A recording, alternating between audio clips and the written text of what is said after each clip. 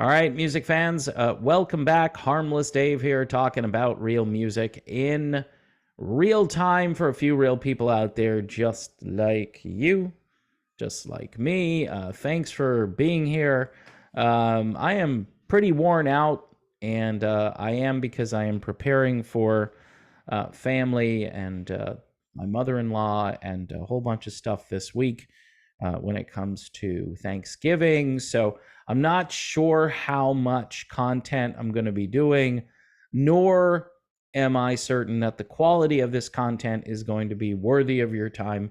But here I am today, contemplating a couple of things. So, first of all, the Rolling Stones are teasing a tour for 2024.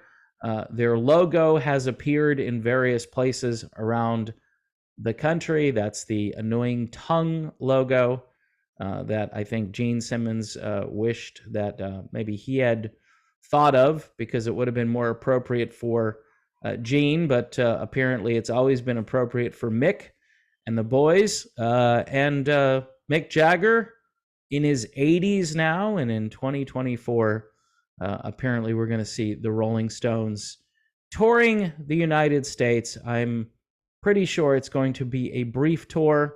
I'm thinking the boys can't do 100 dates or anything like that. If they do, that would be something. I can't imagine that the Stones are going to do that. They've got a new album out there, and the album is very good. The reviews have been good. The fans like it. The radio stations don't play it, although it did creep into the mainstream rock top 30, as I found out last week. They couldn't ignore the Stones.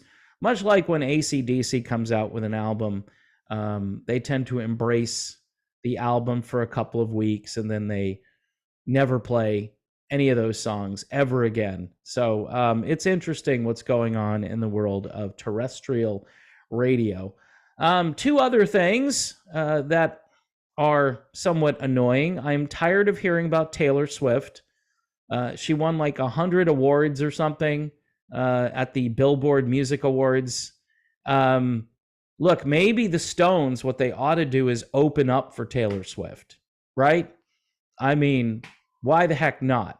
And maybe have Dolly Parton open up for the Rolling Stones, and then the Stones can open up for Taylor Swift, since Dolly Parton is now a rock star and she's getting all this media attention. And this is so tedious as a fan of this genre. I can see now why people just want to look back.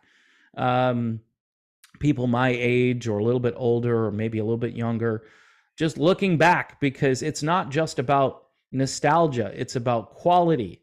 It's about when a rock star was actually a rock star, right? And, not a country star. It's just, and country music, by the way, it used to actually sound a little bit like country music. Now, I'm not saying all of country has gone in that direction, but oh boy, holy crap, Batman and the Lone Ranger, when you put on your favorite country station these days, you hear a click track and some guy singing like he's an R&B star from, I don't know, maybe 15 years ago. It's weird. It's weird how they've taken some of that sound and then they have like a banjo or some kind of twanging string thing going on during the track, and that makes it country. And of course, they're singing about trucks and girls and beer and barbecues. And so there you go. Whereas the country music I used to listen to had way more meaning and still had all that clever wordplay and phrasing. It's sad what's going on with music. It's just overall sad. So let's recap. Really old band going on tour next year. Really old. I don't care that it is the Rolling Stones. Maybe they can pull it off. I'm sure they can. No Charlie Watts, obviously, because Charlie has gone on to a better place. And I'm hearing that more and more in my brain when people check out of planet Earth, the way things are going these days. So you got a really old band on tour. You got Taylor Swift dominating everything, right? You can't just log on to something without hearing about Taylor Swift. Okay, didn't somebody die at one of her concerts too in Rio because of the heat? I mean, I don't know. There are things that are more important than going to concerts, but this is because she's the biggest thing in the world and people are willing to go out there and literally risk their life going to see Taylor Swift. Then you've got Dolly Parton, who's a rock star now, and if you go into a restaurant, you're going to hear all about Dolly Parton's new album. Specifically, I'm talking about Cracker Barrel, but I don't know if they've marketed anywhere else. It's a $20 CD if you want to buy it. It should be like $9.99 or something, but apparently there's a lot of music there, so they're giving you a great value. Just, you know what? In this case, I'll tell you, stream the album. If you really like it, go ahead and stream it.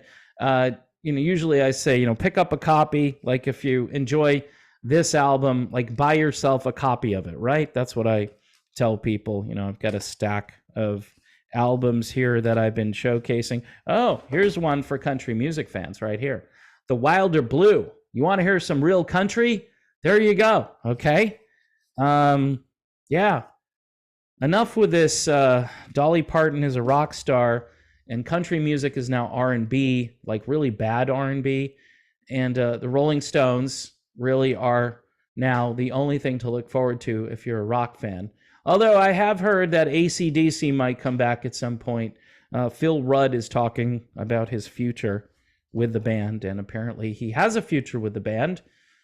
Who knows? I mean, it's all done by agents and lawyers and stuff now. So Phil might get a call. Well, we've decided to go in another direction, Phil. That hasn't happened just a few times in this business, right? So that's it. Going into the Thanksgiving holidays, you can be thankful for all the old music you grew up listening to and embrace it. Embrace that music, because quite honestly, there's nothing coming along to replace it, and there's no support system.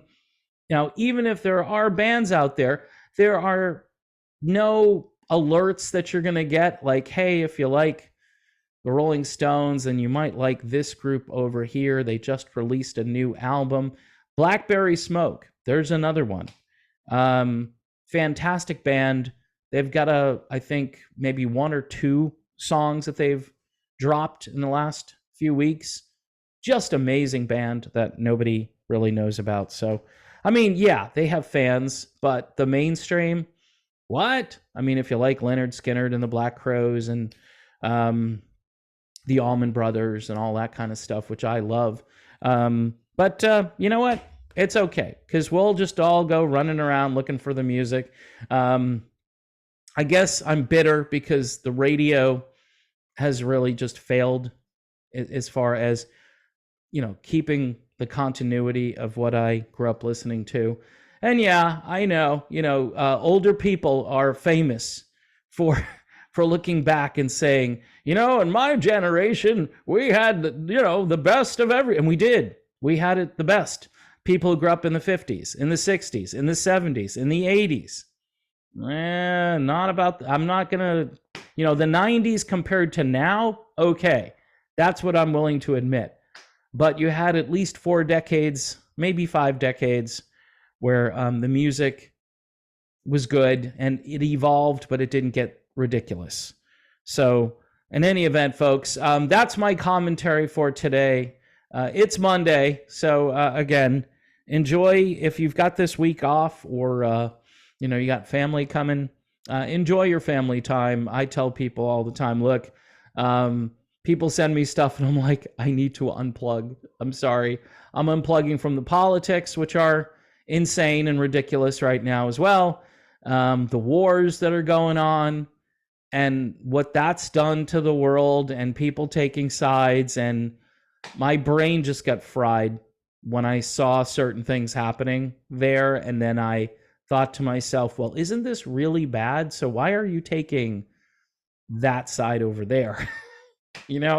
But people can have different views on that, but I'm just wondering, I don't know. I'm wondering if I'm like in reality sometimes. Like I see something and then I interpret it. You know, it's the observing thing, the whatever observer, whether it's on this channel or Politically Homeless. I look at it and I go, yeah, no, there's only really one way to see this. You know, there's only one way. But apparently people have other ways of seeing things, and they justify it by talking in certain word salads that I just not interested in, you know, being a part of. So that's it. That's my video. It's a real winner, isn't it?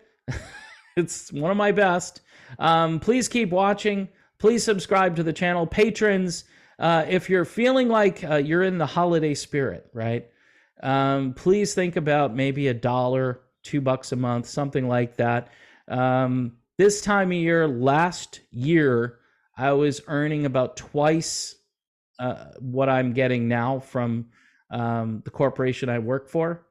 So if you could maybe help out, I'm thinking this is their game plan, is they can pay me less and then have you guys make up the difference, which again, you could take it up with them, but there's not much I can do here.